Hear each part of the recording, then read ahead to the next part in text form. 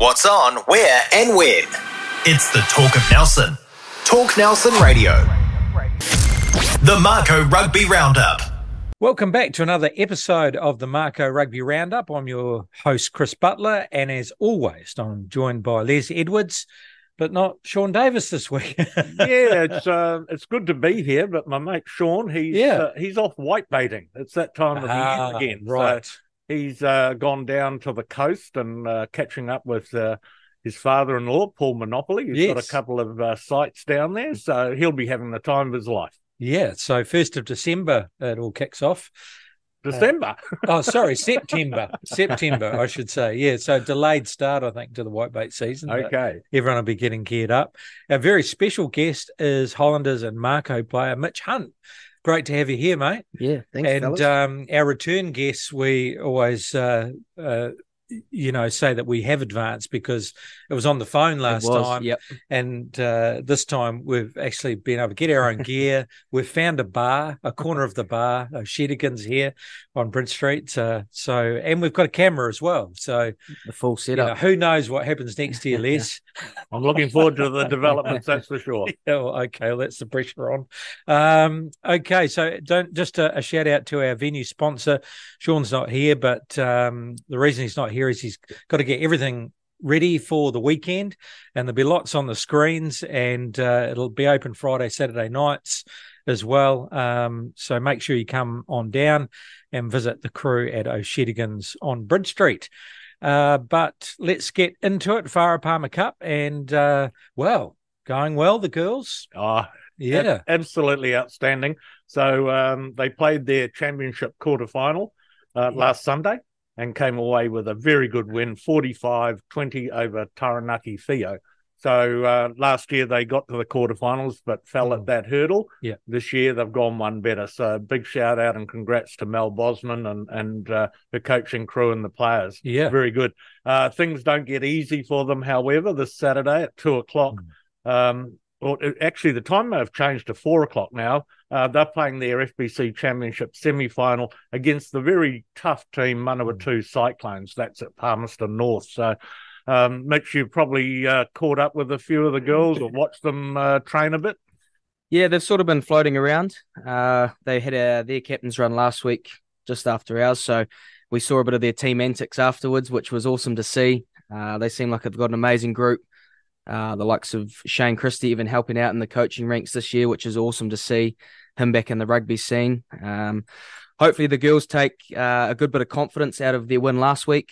They're already a step sort of further on from last year, like you said. So hopefully a bit of confidence and they can sort of get one back on these Cyclone girls from earlier in the season. Yeah, I think you're right. You talked about their antics. Gosh, they enjoy themselves, don't they, when they're playing their footy and training for their footy. It's a little bit different to the boys, a lot more noise and a lot more laughter, but good to see, isn't it? Oh, it seems like they've got that team culture, and that's what it's really about. Seeing their performances get better and better over the last couple of years, and if it's down to the culture, having fun, enjoying the footy they're playing, then it's only going to breed success. So it's awesome to see from them. Yeah, we talked last week with Ethan about Mako work rate, and what I'm liking is these ladies are really, really working hard to get to the run, making their tackles and getting into support. And their pass catch game is quite good. They certainly don't mind trying to find their wingers. Yeah. Well, that's the way it should be in footy. Get those wingers firing. Yeah, so it's going to be a big challenge against the Manawatu Cyclones. They seem to be a strong team, but I mean, it's one step closer to a goal, I'm sure, for the future is to make a final. Absolutely. Yeah. Good luck to the girls in Palmerston North. Bunnings Warehouse NPC and back on the winning track, but only just. And we'd mentioned last week, North Harbour can be a bit of a bogey team for us. Where we've beaten some teams and then North Harbour turn up and give us a bit of a lesson. But after a couple of tough defeats, it was a good bounce back. So what were your thoughts on the game, Mitch, and how the guys went? Yeah, obviously awesome to get the win after what was a pretty tough sort of storm week for us. some very sore bodies floating around our group at the moment. And look, every team gets that, and it's, how well you can manage that week and get through with as little injury and sort of banged up bodies as possible. So really stoked to get the win, even if it wasn't our best performance. Awesome for our confidence heading into this next week. And we had a couple of days off across sort of Monday, Tuesday, just to get away, refresh after what was a big load through our week. So obviously the Wednesday night was a little bit, that was a tough result around the Ranfurly Shield. Boys were really, really gutted and in what was sort of a tight, a little bit of a scrappy game, but that's this competition. You're going to have off nights, and it's how quickly you can bounce back. So I think that win against Harbour, like you say, had been a little bit of a bogey team for us. Great to get that win in the dying minutes. I think the try and Golden Point gave us the bonus point too. So right. Another little piece of gold coming out of there as well. Yeah, because normally you're setting it up for the drop goal. Yeah, and but they put it in the corner, so they must have been pretty happy with that. Yeah, I've been up in the coach's box for these games that I've been out, so that's been a big eye opener, sort of helping Gray up there with a little bit of the backs and looking out. So that's been a cool experience. But yeah, tough when you've got to tackle Jim Tavatavanawai in the corner for a try. So yeah, good luck stopping him. But yeah, really, really stoked that obviously that try gave us that bonus point. Yeah, absolutely. Okay, so on to the next before one. we go on to, I got a couple of. Oh, he's got a couple of comments. Well, I do. Load the gun. No, well, I'm absolutely pleased that the switch of Mako Springer to 15 worked. We had been struggling to get a fullback coming into the line, which is very much part of the Mako DNA. Robbie Melnick and Will Jordan, David Harvilli, those sorts of fullbacks who love to come into the line. And I thought, so he was outstanding to me, and he set up Tavatavanawai with a lovely pass. And I also was impressed with Tom Marshall, who came into 10. Probably the first time he's played 10 for us. I know he's played 12 before, but he ran the cutter really well. And one of his breaks led to a try for Mako Springer, where he showed genuine pace. Mitchell, your point of view on those two players? They both had fantastic games. I think Tom got our man of the match for the guys, and I think Mako was a close second. So your views are aligned there with how they played. Obviously, Tom's been around a long time and has a ton of experience across multiple teams. So, I mean, these days, 15 isn't sort of too far different to number 10 in a way. You're pretty interchangeable. You're sort of a second game driver out there, and obviously Tom has the game now to sort of run the show, which he did brilliantly. Mako, we've just seen grow across the last sort of year and a half, getting some really good game time down at the Crusaders. It was his 20th match for the Mako on the weekend, which was awesome, and I presented his jersey to him after the game, and I sort of said, I didn't realise it had come around that quickly. And it is quick. It's come around really quick, but I think his growth in those 20 games has been just huge for our team. See the athlete he is. He's a big guy. He's tall. He's fast. So for him to be at fullback, get the ball in his hands probably a little bit more than out on the wing, just allows him to break open, beat guys one-on-one because he's got that ability. So awesome to have him at fullback, and hopefully another good performance this week. Now, one of the issues has been, though, that we've had to. You've had to put Tom Marshall at 10 because there's been a big number of first fives who are unavailable. Yourself, of course, with a hamstring injury, and then Tane Robinson went down with a head knock, and then Tim O'Malley went down with a hamstring strain, and now Tom Marshall, I believe he's got an issue as well. Hamstring as well, yeah. I don't know what the curse is at the number 10 jersey. Forward curse of 2023. I didn't realise, because at the start of the season I was saying to everyone, that the lock forwards can't do anything outside of training. They just have to stay home and look after themselves. I forgot about the first fives, obviously. It's just been such an odd season with a couple of us out pretty early on, and then for some reason the other boys are getting knocks too. We sort of joked about it on the weekend with Tom. Actually, even though he come out of it with an injury, we sort of thought maybe the number 10 plays without the number 10 on his back during these next few games, just to keep that maybe the curse away. But we've got a young fella who's slotting in, which I've been really impressed with. So I'm looking forward to seeing him. Yeah, so that's young Shun Miyake. That's it. Tell us a bit about him. Yeah, so obviously pretty. I didn't really know of him at all, to be fair.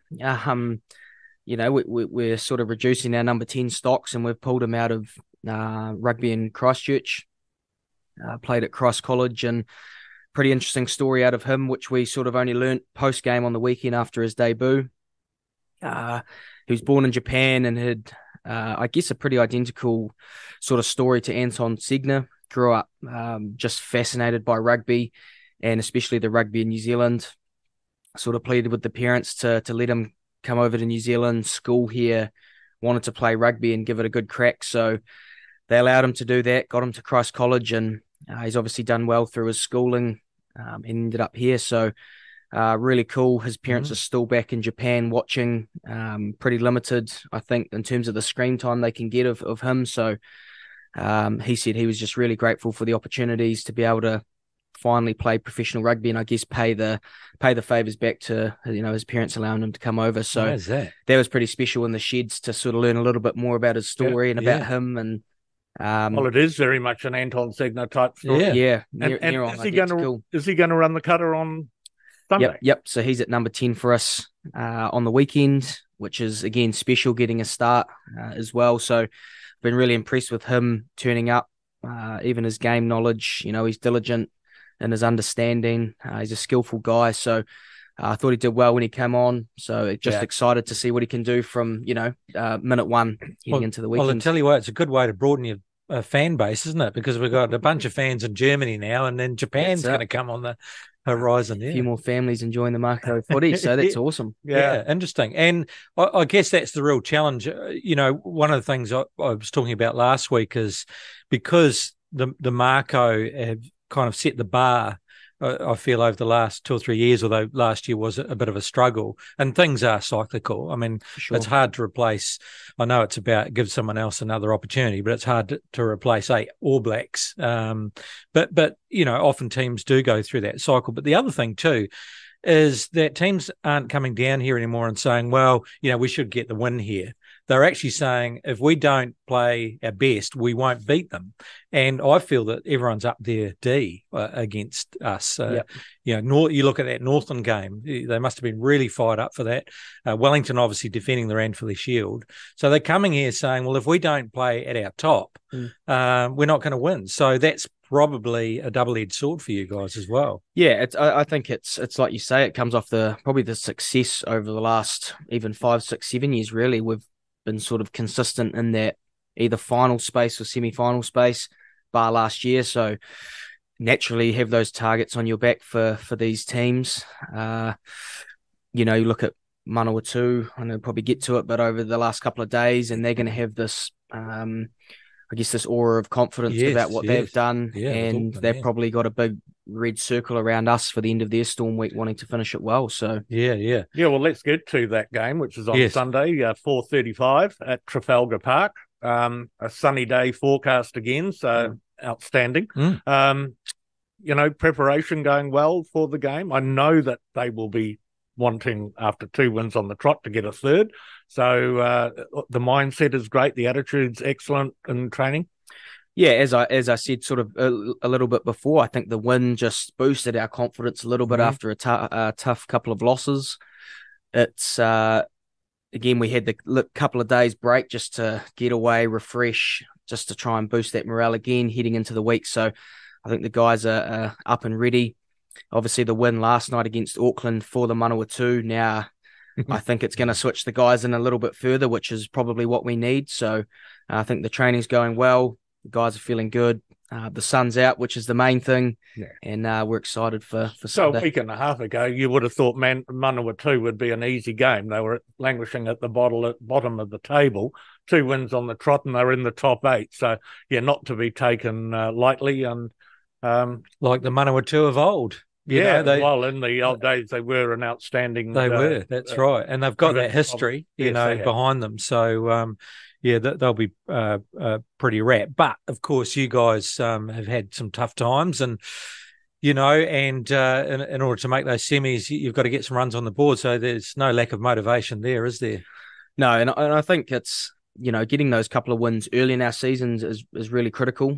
If you lose a couple early, it can make things tough getting down the stretch where you're just trying to fight for wins, or you even start fighting for bonus points, which that just puts a ton of pressure on the playing group, where you have to run, you have to do this a little bit outside your natural game. So, we take the next couple of wins, and as long as we finish in that top 8, finals footy sort of doesn't mean too much. So well, we wish you well. Thank you. Yeah, there'll be a good crowd there. Yeah, and come away with a win, Mitch, and we'll all be happy. Yes, absolutely. Okay, let's turn our attention to international rugby. Perhaps we don't want to. Perhaps we'll just bypass that one. But let's talk about New Zealand versus South Africa in Twickenham.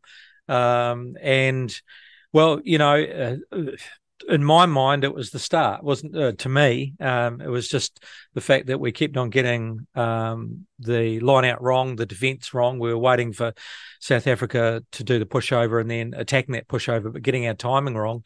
And someone mentioned to me perhaps they were holding their jumpers up a bit longer anyway, forcing the All Blacks. And it did strike to me that they thought a lot about this game and how to take on the All Blacks, especially around the especially around the forward pack, with the bomb squad coming on in the second half, and then lulling the All Blacks into this scenario where we're going to look as though we're going to go for the pushover, but in fact we're going to quickly get it out to the around the back and over the line. So they played quite smart footy, didn't they, South Africa against us? But we're on the back foot right from the start. So what were your thoughts, Mitch, of going in? Yeah, it's that game. I've sort of been thinking about it, and I wonder how much. Obviously, South Africa did play well, great scoreline for them, but I wonder how much the All Blacks were sort of showing in general the game, leading into France in that first game, where they'll be looking, whether they were just sort of after just contact on the bodies and let's just get ready physically. But like you say, that getting those cards in the first half, I really struggle to see how you can claw back a win from a couple of yellows, then the red. At international level, it just makes things way too hard. So yeah, those red cards are a disaster for any side. To play Test match rugby with only 14 against 15, not easy. My observation was that after 20 minutes of trying to keep them out, it was almost like, do you actually allow them to score so you can get down the other end and have some pill in your hand? Because it took 20 minutes for the All Blacks to get into the South African 22, and they expended so much energy on defence. I'm not sure they had much left in the gas, especially once they got to 14 men. So, yeah, gosh, it was a tough battle. We talked with Wyatt Crockett about it leading in. He was very concerned. He was also concerned about the fact that, you can come out of those encounters with injury. And for sure, of course, Tyrell Lomax is a big loss at tight head prop. But the other thing that struck me was replacing all but one of your entire forward pack at the 45, 50-minute mark. Man, that shouldn't be illegal. Well, I love that comment.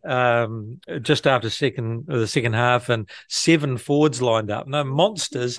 And the commentator said, "Here comes the bomb squad," And I, and we were a little bit more measured in that scenario. I mean, look, it can backfire too, because it only takes a couple of injuries on their part, and but they obviously felt they were in charge. And it's interesting mindset, Mitch. You were making that comment. How much did the All Blacks put an emphasis on this game? Because we were actually saying, well, why are we playing this game going into France?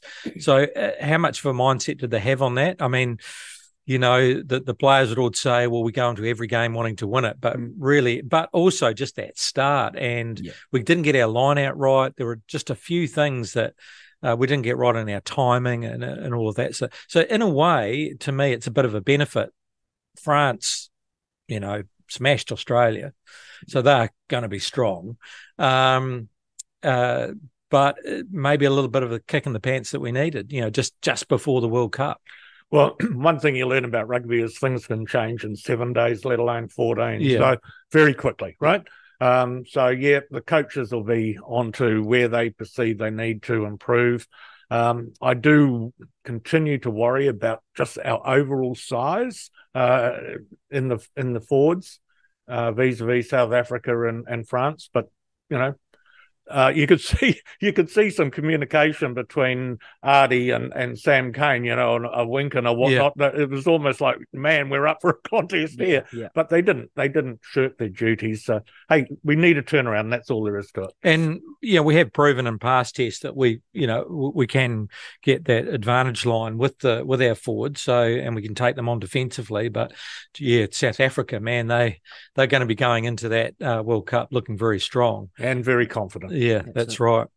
You're with the Mako Rugby Roundup, and it's our great pleasure to welcome Mako 140 premiership winning first five Mitch Hunt to the podcast. Mitch has played 66 games for the Mako and is the second highest all-time point scorer with 562 points. So these always does his homework. Is that right? 562? Geez, I'm not sure. I guarantee it. I guarantee it. He guarantees it. What's Marty on? 630 something. Jeez, if I wasn't broken for a couple of years, it might be somewhere up around there. I was thinking of that. If you had 2 full seasons, you would have got him. Yeah, hey, that's right. He counted, I don't know where he got this figure from, but he counted that Wyatt Crockett had done 4,000 scrums. So, jeez. So you must have a lot of VCR tapes at home. Mate, I just do my research. Someone out there has worked it out. Yeah, I'm sure they have. Yeah. You're a born and bred Nelson player who has enjoyed a terrific career that began at Stoke Club and Nelson College. So do you still have good memories and friendships of those days running around the juniors at Stoke? Yeah, absolutely. I grew up probably 90 seconds from Green Meadows, so yeah, right. I was sort of always walking down that way through school to get to school, or a couple of days a week. Myself, a couple of guys would be there goal kicking and things like that. So I only played all my junior there. I haven't actually played a senior game, which I'm continually hounded about to get back. And I thought there might have been a potential opportunity this year. I just had a couple of dings which I wanted to get right before getting back up to Tasman. But yeah, still got some great mates. I got down for a couple of the finals games around the B grade. So awesome to see. The new club rooms there is a fantastic new look for the ground, and yes, still good to see a ton of familiar faces, some old coaches I had when I was about 13 or 14. So yeah, awesome to get back down and around the place for a look. So Nelson College, why not Nayland, and was that a rugby decision?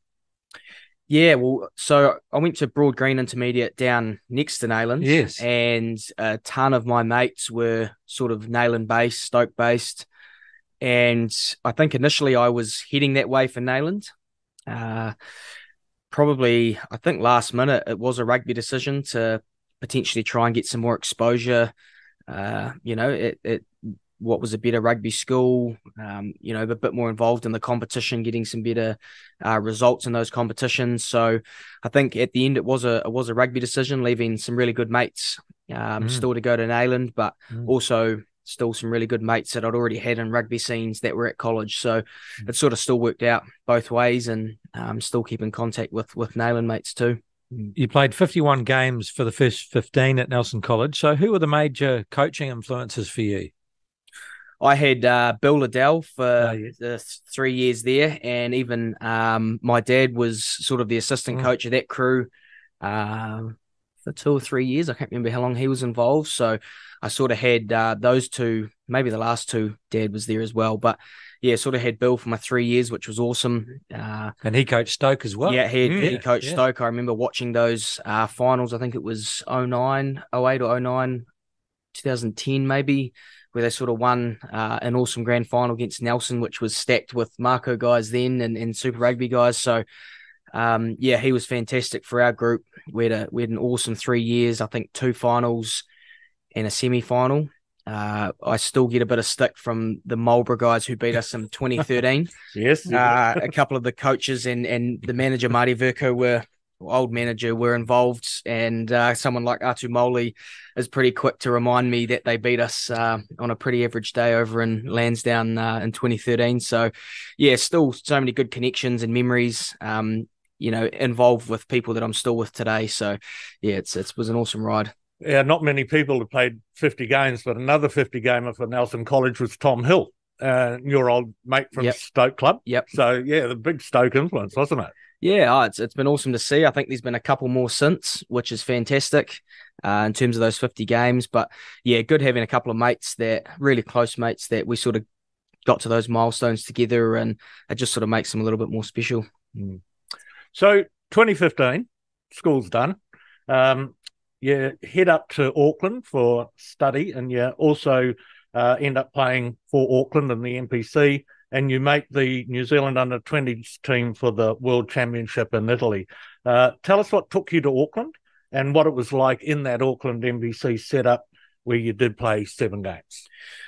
Yeah, so I finished school at the end of 2013, and I guess at the time in Nelson, there wasn't really... Like you'd sort of fall into club rugby, and if you play well at club rugby, then you were getting selected for the Mako. We didn't sort of have the academy setups right as some of the bigger centres have now straight away. Obviously now there's an academy linked with the Crusaders. That's fantastic for the young guys' growth, but there wasn't sort of that pathway initially. And I was keen to go to university after school. I was pretty big on my schoolwork. Which is surprising sometimes for the rugby guys. So I wanted to go to university, and there was an offer from Auckland Rugby to join the academy program straight out of school. Was accepted to uni and sort of headed up as part of the, academy system there. So that was a bit of the draw to get there. Sort of did my year and a half, like you say, managed to work my way through club footy, some Auckland rep stuff, and made that under-20 side, which then followed on to the Auckland NPC after that. So, yeah, it was a weird one for me. At that stage, I was still only, 18, 19, 20 probably. Still on my academy contract, so I technically wasn't signed to a proper contract, and I guess at any stage they could have released me back to uni. I'd sort of pulled out of uni for that back end of that year, so I was really banking on 1, playing well, and 2, no injuries, so I wasn't sort of released back out. So yeah, I played the 6 or 7 games, but I was probably on the bench for the rest, so I was sort of involved totally for the year, and we actually ended up making the final that year against Canterbury down in Christchurch, which we just lost by a couple of points. So yeah, it was an awesome, just eye-opening year getting into professional rugby after the New Zealand stuff. We had a really awesome group, so it was enjoyable. So let's go back to that tour of Italy. Couldn't think of a better place to go on a rugby tour. Yeah. So obviously you'd have great memories of that. You beat England in the final, but your memories on and off the field? Yeah, for sure. I think what was cool then was, impressive. I was there as a number 10 fullback, but I was probably one of a handful of guys who hadn't played NPC or Super Rugby already. Like we had a pretty stacked team of guys, and I don't know, I maybe sort of felt like a little bit of imposter syndrome there, where these guys had already played a season of NPC or had games at Super, and I'd sort of made it coming out of an under-19s tournament. I think we were the first tournament up in Taupo with that group. So yeah, really cool to be a part of that. Big learning curve and some awesome coaches. Like you say, obviously Italy was a fantastic place to go and see and spend sort of 4 or 5 weeks in, and ultimately to get to the win against England as well was pretty special. So yeah, really wicked trip to be a part of. So you mentioned the coaches. The coaches are pretty impressive, Chris. Razor Robertson, Leon McDonald and Tana Umanga. So even at that age, did they have a big influence on how you wanted to play the game? I think it was, probably a bit more of just a sponge at that time, just really trying to learn and understand the game, and how those guys coached was pretty impressive. just really fortunate I got to spend time with Leon again, coming back to Tasman, and obviously Razor for a few years at the Crusaders. So sort of had those really good relationships with them from that under-20s, which I think helped later on. But more just in awe of the coaches that I was being coached, under, and how they were coaching. It was just a big learning experience, really, than sort of modelling. It was sort of more big eye opener. Wonderful. So after a year in Auckland, you were encouraged to come back home and sign with the both Tasman and the Crusaders in 2016. So what was your motivation to make that move south, and what kind of influenced that decision? Well, talking about those relationships with those 20s coaches, it was actually Leon that gave me the call, sort of asked if I wanted to come home. Marty Banks was the number 10 here still at Tasman, but there was a number 15 spot open to come back to, in Auckland. That offered me another contract, but the number 10 who was there, Simon Hickey, was also the captain of the side.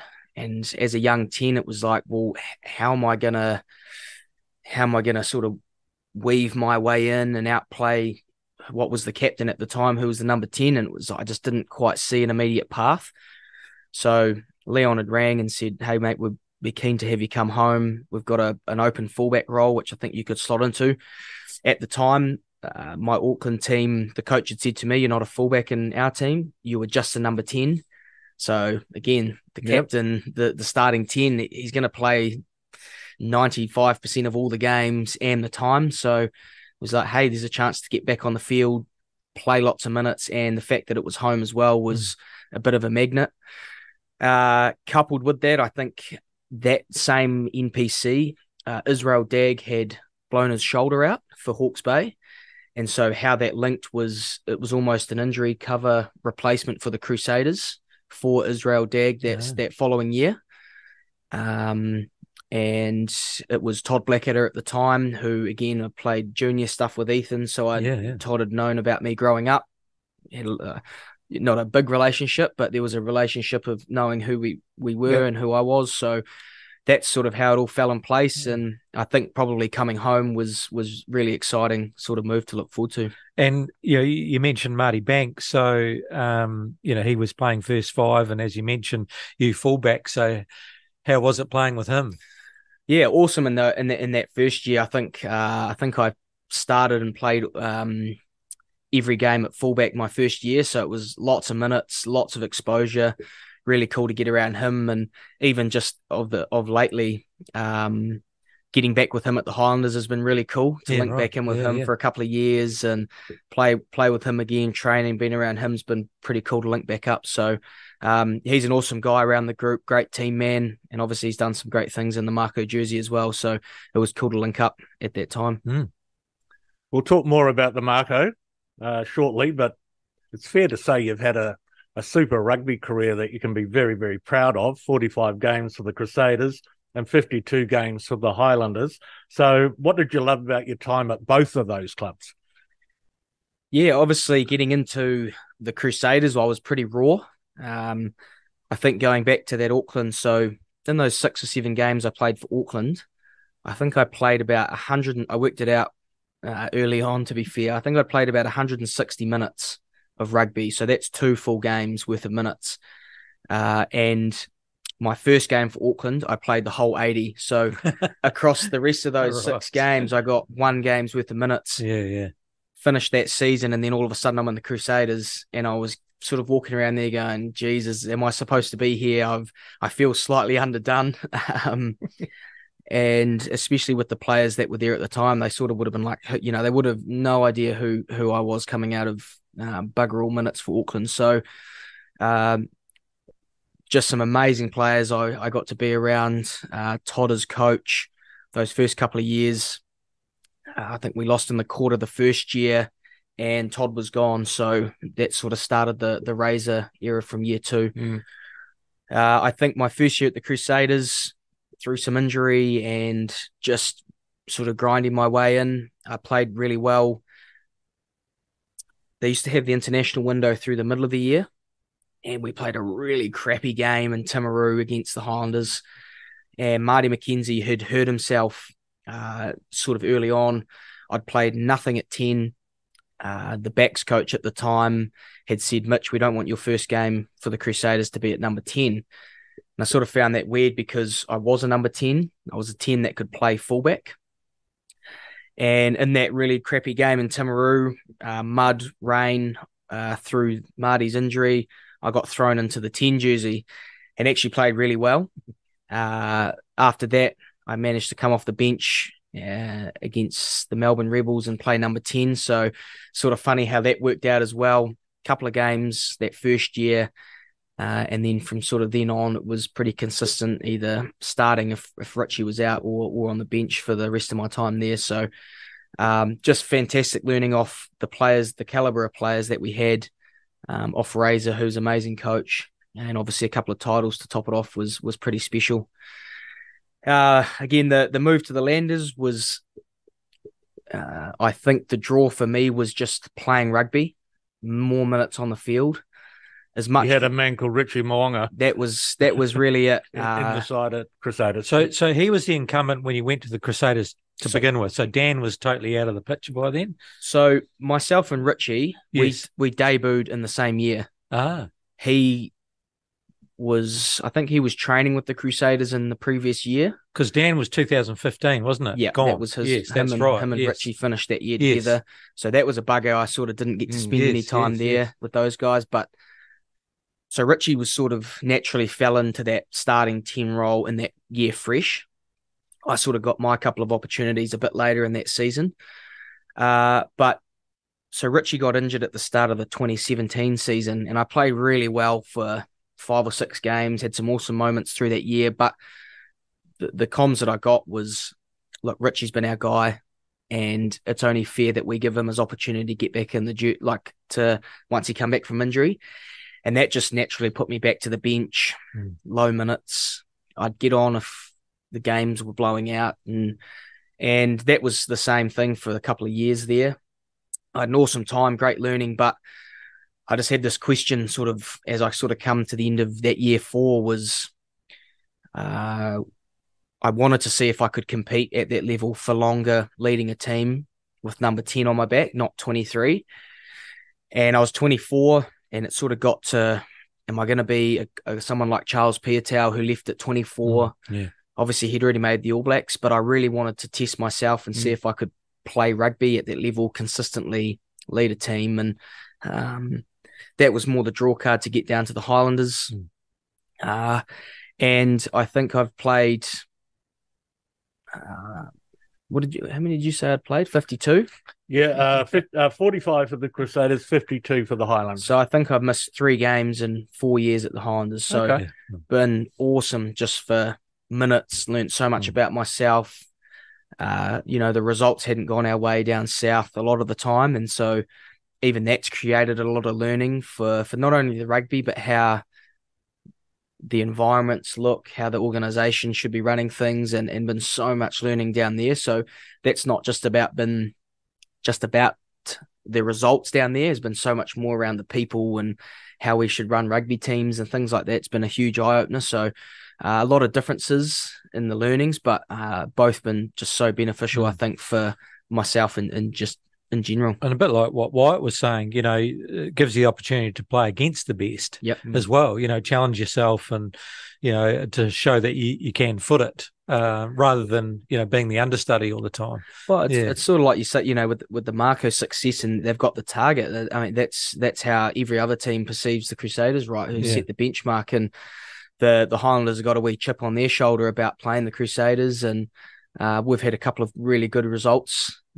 as the Highlanders against them, but that game's always circled as the derby game, the South Island derby game, and there is a chip on your shoulder when you go against them because they are the best. So it's awesome, those games. I've got a question for you about the NPC competition, which I think is really important to prepare younger players for Super Rugby. Do you agree with that sentiment that the NPC is valuable and should be retained? Hugely, I think. I mean, I know that I heard a lot of people say I'd love to see. It's tough because you can't say I don't want to see the Super Rugby scrap, but I'd love to see that NPC just be the pinnacle competition. Just stack out with the all unit, with all your very best players. Yeah, for sure. Yeah. And it's tough when your whole islands, or sorry, half your South Island supporting the Crusaders, but the fan base really, where they come and watch is only from Christchurch.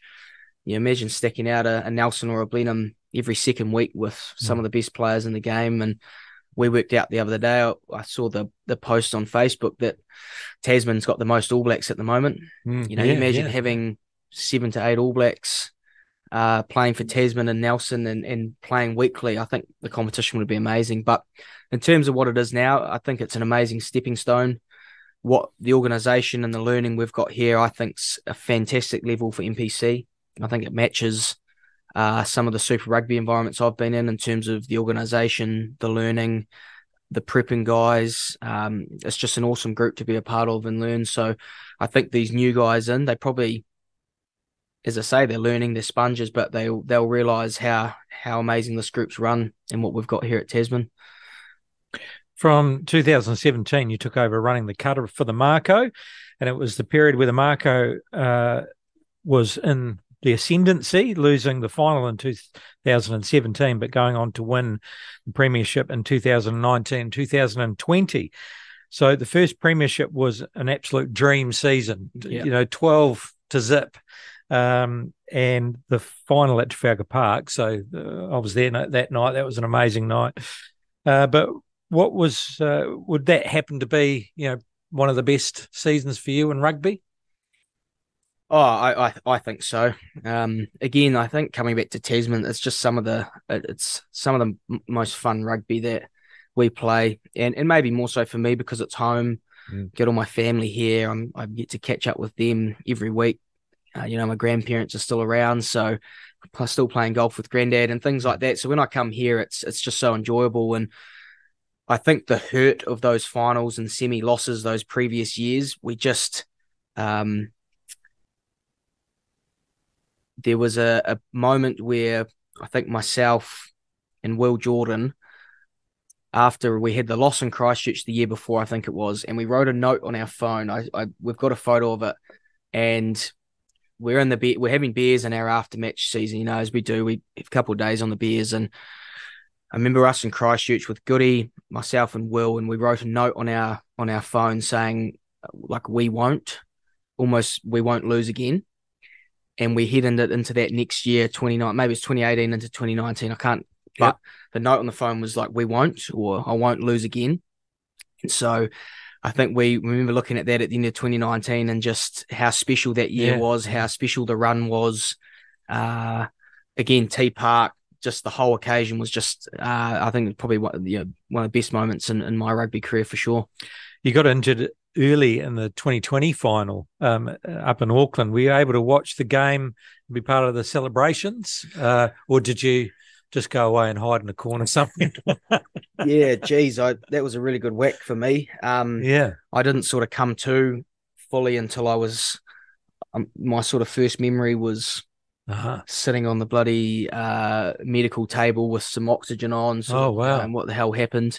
I walked off, but it was just the old brain mustn't have sort of come to for 5 or so minutes, which is a little bit scary. But I got back out, I remember standing behind the bench, probably gripping the seats pretty tightly. So we had a bit of a joke. I think it was that morning where Tim O'Malley, maybe he was more so covering in the midfield. And he sort of joked to me, he goes, geez, mate, I've had no reps at 10 this week, so don't get bloody injured. And 13 or 14 minutes and I get whacked, and I can imagine bloody his heart rate went to 200 beats a minute. But he came on along with Dave. Tim and Dave steered the ship really well. It was exactly that final. I think we got spanked by them earlier in the year, and I think did definitely up there too. That was my 50th game, and so I guess it was a bit of payback for me, and I really wanted to play and then beat them, but it almost was anyway, just with winning the final. Those boys played really well. The whole group did. And to get a win up at Eden Park, just, there's nothing really better than that. We had a great contingent of Mako supporters up there in the stands, I remember, and Yeah, it was a pretty easy night for me that night, sitting around watching the guys. But yeah, still just, back-to-back finals after that first one. Just, yeah, really special. Yeah. Yeah. So it was amazing. And just the confidence that the team slowly got over the 60, 80-minute mark and just totally dominated a team that had spanked them previously, as you say. 2021 was a much more difficult year, but nevertheless, the team made the final against Waikato, and a three-peat was a possibility. To make the final, you had to travel to Napier to take on Hawke's Bay, who won the round-robin game to retain the Ranfurly Shield, and despite the close scoreline, beat us fairly comprehensively. What was the change in mindset that got that semi-final win? Yeah, it's a good point. It's obviously tough again because that was the Ranfurly Shield game for us, and there was a lot of hype around that, and we played pretty well. I remember that game was probably our 22-metre attack. That last little bit before we score was something that had let us down that year and had let us down in that game. We just couldn't quite cross the line with ball in hand. I think I kicked a few penalties that day, but we just struggled to score the tries. Yeah. Your goal kicking kept us in that game. Yeah, and we had a couple of opportunities late. I think there was a 50-22, and we had a really good line-out opportunity. And again, that zone of crossing the line we couldn't quite do with ball in hand. So really gutted with obviously the occasion and a little bit of that skill set stuff. But again, we had to get up for that semi, and I think you probably, if we can, which we did, harness that hurt, we got a chance to straight away beat this team that has just beaten us, change our season round, and I think it was just sort of trying to utilise that hurt and that pain and draw it positively going into that next week got us. I remember, I think Levi got a turnover almost on the line in the last minute. So, geez, that's tough because it could have gone either way if they'd got over in terms of where they were under the stick. So, yeah, really tight game, but awesome to get that win back on them straight away. Yeah, well, it was an amazing victory, and I don't think Hawke's Bay were expecting that at all, were they? At all, no. So the final itself was, again, a close match, both teams scoring 2 tries. But was that a case of a final that got away? I mean, if you remember the game, we had a penalty advantage with a minute left. It just didn't quite click, did it? I think we see early on I think they scored 2 tries from just like a loose pass. Well, they weren't intercepts, but they were just 2 loose passes that hit the ground. Correct. And so that's 14 points there, and I think that's probably really was the difference. Otherwise, we would have won that game. And so, when people talk about small moments in finals, and that was just exactly that. Really, was 2 loose passes that, hey, any other game we might have got back, or we would have chased someone down, or whatever. But for whatever reason that day, they got clean scoops and scored. So one of the Sullivans, wasn't it? Yep. He scored 1 and might have been 1 in each half or something like that. But I think that's exactly when you talk about small moments, and the bounce of the rugby ball went their way twice. And unfortunately, they led to 2 tries, which was the difference. So, yeah, really tough to swallow that it's hard to say you would have won or you definitely would have, but I think that would have made a big difference into that end result. Nevertheless, three finals. Yeah. Right. And within a whisker of getting a 3-peat. So just an awesome era of Mako rugby. Yeah. Seriously. You've been injured for both the 2022 season with the head and neck injury, and also currently having to deal with a hamstring. Yeah. So how are things going, and is there a chance that we see you on the park this season? Yeah, geez, last year was tough. Yeah. I think you had to take the time to sort of check everything was all good around my neck and my head, and that was a bugger. But yeah, I've been really, really sort of heartbroken. I think with the hammy in the preseason, just trying to catch a ball that was a bit low and more of a freak accident than anything.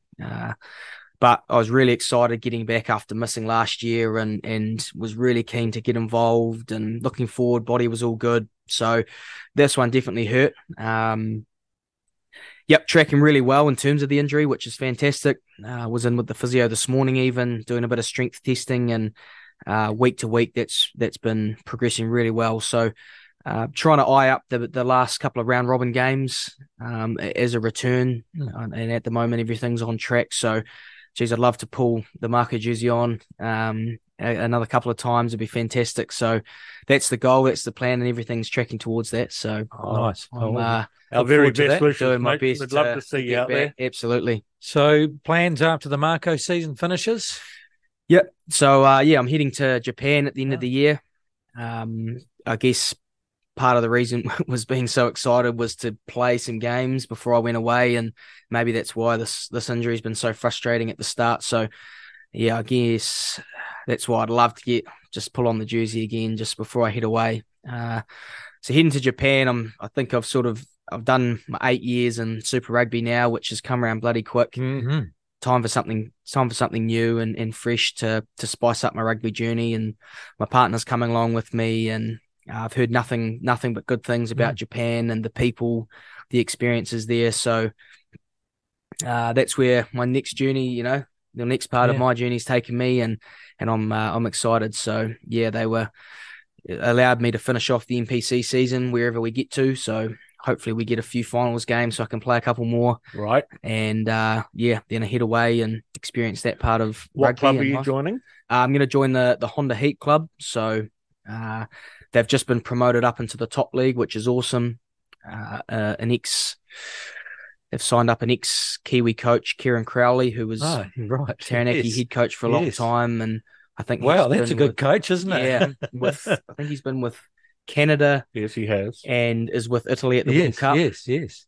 One of the backs assistant coaches is an ex-Kiwi, Sean Treby, who was at the Highlanders. So apparently that's really positive, having sort of Kiwi coaches. And I think as a number 10, going to be really beneficial just to really understand the game plan and what's been asked of sort of firsthand. Sounds like a lot of translators floating around, and going to have to get stuck into my my Japanese soon. Yeah, will you do that? Yep, absolutely. I think part of the club's rules is that we get a couple of hours a week. They sort of fund some training and some things, so that's going to be awesome. And some really good international players as part of our group. So Pablo Matera's there, right? Who's obviously not the Crusaders. Tom Banks, the ex Australian fullback, who's been over there. Tavita Lee, ex New Zealand guy, and has been sort of just making a fool of the competition there, really dominating. So there's some Kiwis there and some really good international guys. I think Franco Mozart, who's in the South African frame at the moment at the World Cup. So yeah, hopefully some Kiwi, English speaking coaches and some really good high level players that are going to be around the group. Hopefully we have a successful year. Well, Kieran Crowley, I mean, he was a fantastic player, wasn't he? And he's proving to be a fantastic international coach too. He's, both with Canada, and he's done well with Italy. He's certainly got them fired up. So I think you're in good hands there. Yeah, so that's great player. Yeah, that's exciting. Yeah. Again, new coaches and faces to be a part of in a different capacity. And you'll make Japanese friends that you'll have for absolutely. Yep. A wonderful cuisine over there. Look, I envy you. Food. What a great way to to play footy and have a lifestyle. Yeah. Absolutely. Hey, Mitch, fantastic for you to come in and return to our show. So absolutely. Second time round, they're friends of the show. We can firmly put them down as friends of the show, can't we? Oh, absolutely. Yeah. And old mates from way back. Mitch is always keen to have a chat. So really appreciate that, mate. Obviously, it's a shame that, you've had to go through some injury struggles, but it's good that you're soldiering on. Cross fingers, you can make it on the park. Absolutely. And get back in that Mako jersey. And we certainly wish you all the best for your Japanese next stage. Yeah, thank you. Appreciate it. Next chapter of the book. Absolutely. Thank you, Les. And what's on your agenda? Mako Rugby. I'll definitely watch the girls, and I'll be there at Trafalgar Park cheering on our team, and just look forward to watching the development of Maka Springer again at number 15 and looking at Shun Miyake and seeing how he goes running the show for them. I understand he's quite a decent goal kicker too. So, exciting times. Yep. Great, Les. Thank you very much. Our thanks to our venue sponsor, O'Shedigans, and we thank our listeners. Keep those comments coming in, and we'll talk to you again next week. Cheers. The Mako Rugby Roundup. What's on, where, and when. It's the Talk of Nelson. Talk Nelson Radio.